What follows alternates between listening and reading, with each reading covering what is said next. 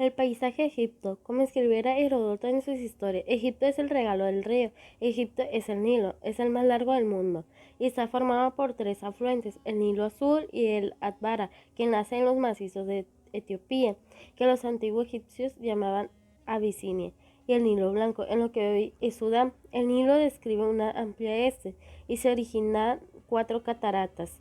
La última y más septentrional de las cataratas era la que deslimitaba la frontera de antiguo egipcio.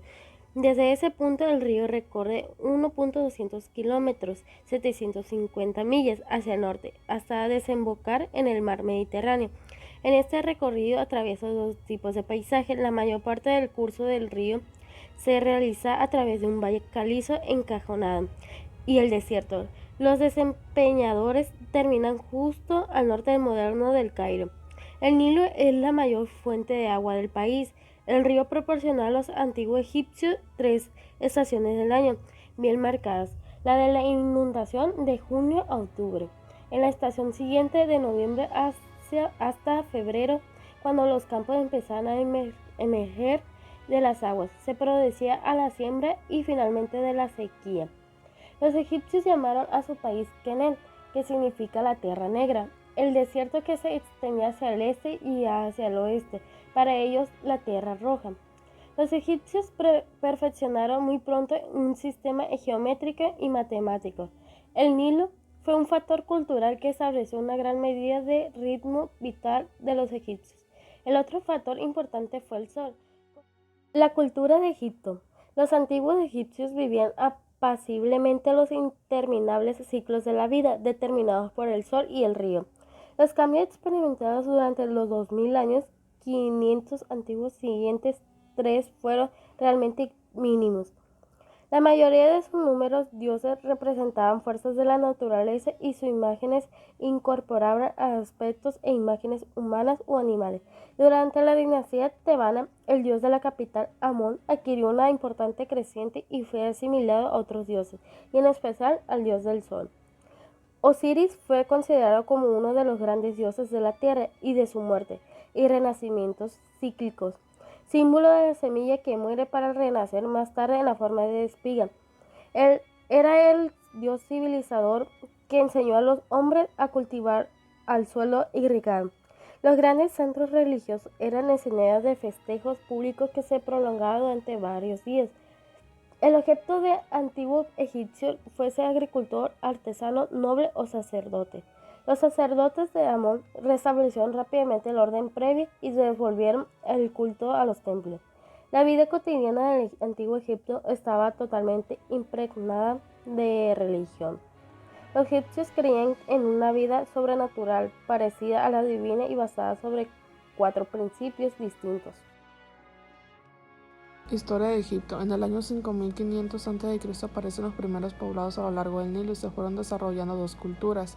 Una de ellas se establece en las terrazas altas del valle fluvial meridional del Alto Egipto, la otra en la región climática más moderada de las tierras llanas septentrionales del delta, el Bajo Egipto. En este periodo prehistórico se definen 40 provincias, llamadas nomos por los griegos y administradas por los nomarcas. Su arquitectura se basa en el ladrillo de barro prensado, reforzado con paja. Este material es razonablemente duradero en el clima del egipcio. En el año 3100 a.C. los 40 nomos fueron unificados por el legendario rey Menes. En ese entonces se inició el periodo histórico. El faraón tenía la consideración de un dios, el hijo de Ra, el dios del sol.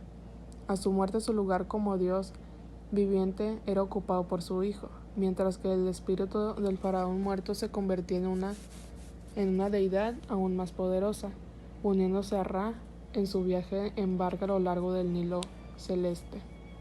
Durante las 12 dinastías se restablece la contradicción del gobierno, iniciándose el periodo conocido como Imperio Medio o Tebano, que abordó desde 2052 al 1786 a.C.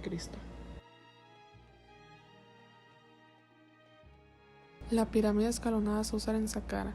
Las primeras sepulturas predinásticas eran unos rudimentarios fosos excavados en la arena a modo de criptas y cubiertos con losas de piedra. Así esta práctica evolucionó hasta la construcción de un edificio encima de la cripta, cerrado por paredes de ladrillo de barro prensado, a medida que estos edificios fueron adquiriendo importancia, y las tumbas tenían forma de tronco de pirámide rectangular. Si hubo alguna revolución perdurable y radical en la arquitectura egipcia, esa fue la protagonizada por el faraón Sóser y su arquitecto y primer ministro Ikhopter, con la construcción de la pirámide y el complejo funerario en Saqqara. La pirámide escalonada se alza sobre la mastaba de la primera planta, cuyas interioridades alojan la tumba subterránea excavada en la meseta de roca. Los muros de esta camada mortuoria fueron revestidos en la cerámica vidriada verde, imitando tallos de papiro y madera, una evolución de las esteras de cañas de las paredes del Palacio del Rey. Los historiadores de la antigüedad ya apreciaron el carácter especial de las pirámides de Giza. De hecho, les concedieron el privilegio de figurar en primer lugar entre las 7 maravillas del mundo.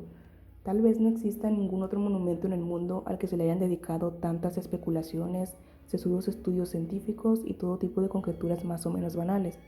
El trío de Giza representa la culminación de la edificación piramidal, que ya no sería superada jamás por otro monumento egipcio. Las caras de cada una de las imponentes masas pétreas están perfectamente orientadas a los 4 puntos cardinales.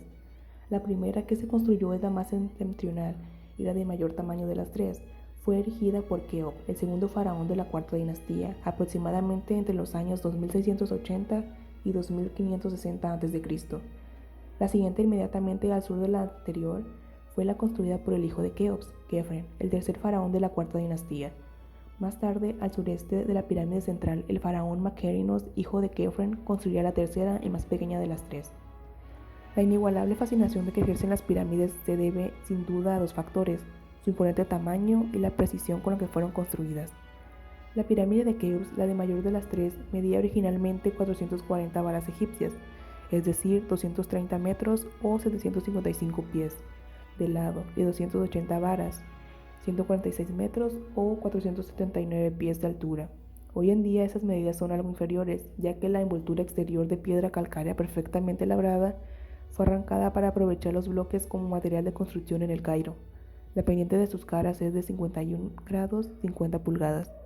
La pirámide de Khefren tenía 215.5 metros, 707 pies de lado y 143.5 metros, 470 pies de altura, y es la única de las 3 que conserva una parte de su envoltura original calcárea en la cúspide. En algunos puntos aún es posible apreciar el pulido original. Sus caras tienen una pendiente de 53 grados 10 pulgadas.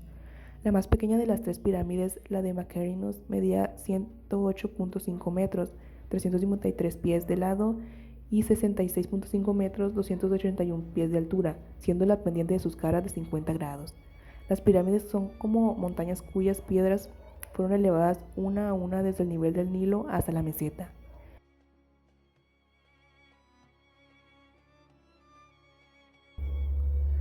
Las antiguas metrópolis egipcias de Menfis y Tebas han desaparecido, pues estaban hechas de ladrillos de barro prensado.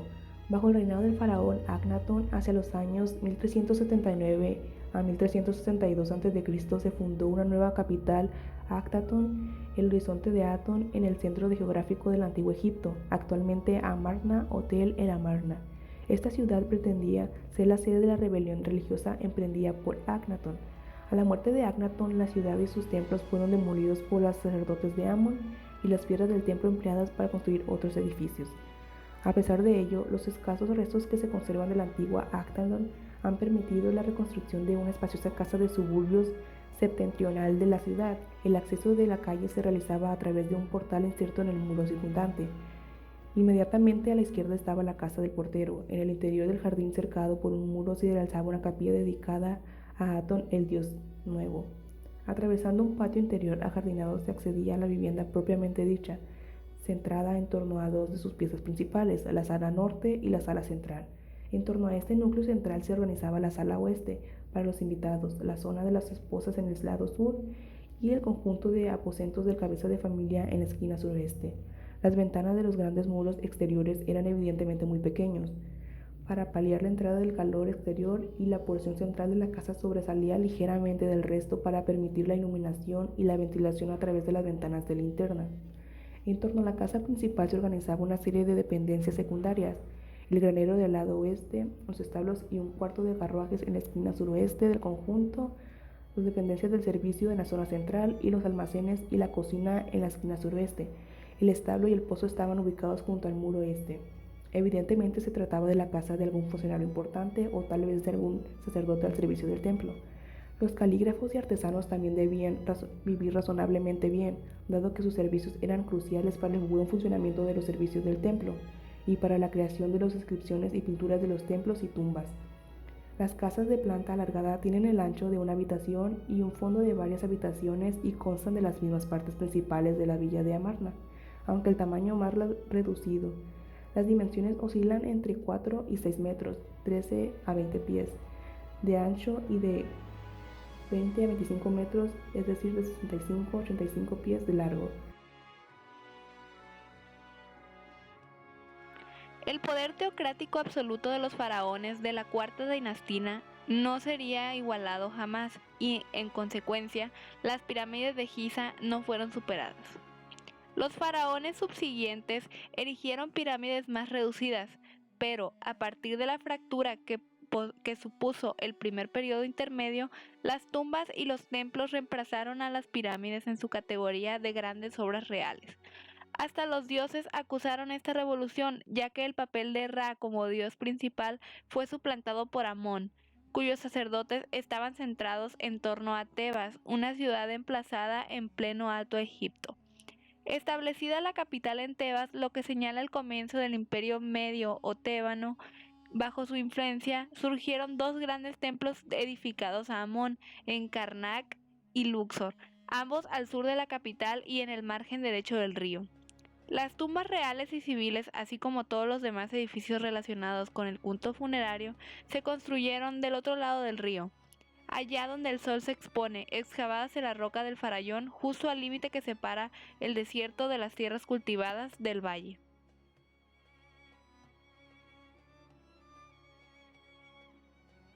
El templo de Amón en Karnak, al sur de Tebas, se convirtió gradualmente en el centro administrativo y religioso del Imperio egipcio. Su carácter de lugar sagrado de importancia local se remontaba a la época del Imperio Antiguo, pero a partir de la 10ª dinastía empezó a adquirir permanencia, convirtiéndose en el lugar sagrado más importante de todo el país. Con la nueva prosperidad tebana, basada en los botines de guerra y en el comercio de un imperio egipcio en plena expansión, los sucesivos faraones fueron ampliando los templos de Amón en Karnak y Luxor.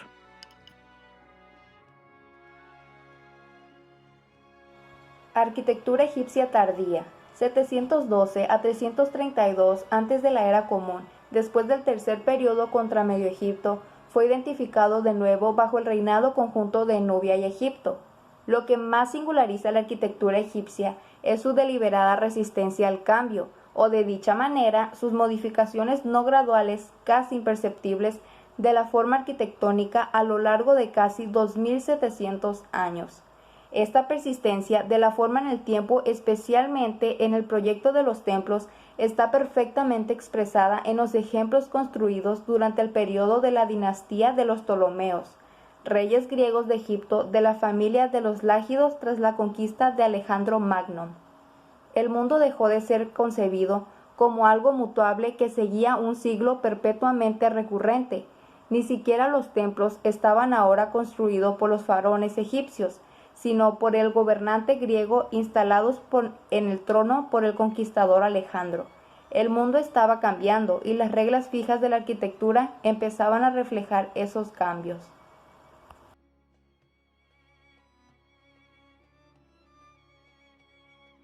Una arquitectura de la permanencia. Durante 31 dinastías, más de 2700 años, la arquitectura egipcia solo experimentó cambios realmente sutiles. Los fines de la cultura egipcia que alojaban sus instituciones eran la continuación y el orden. Ello fue suscitado por parte en la necesidad de ejercer un dominio adecuado sobre el Nilo, lo cual requería de una cooperación social permanente y de una estricta disciplina.